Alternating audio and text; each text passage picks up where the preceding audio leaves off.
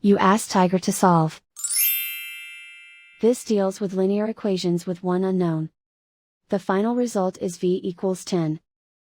Let's solve it step by step. Group all constants on the right side of the equation. Subtract 11 from both sides.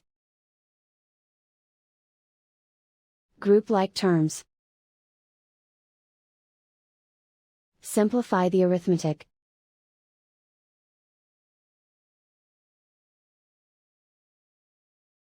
Isolate the v. Divide both sides by -6. Cancel out the negatives.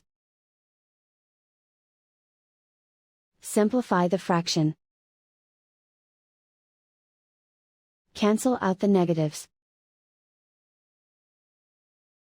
Find the greatest common factor of the numerator and denominator. Factor out and cancel the greatest common factor.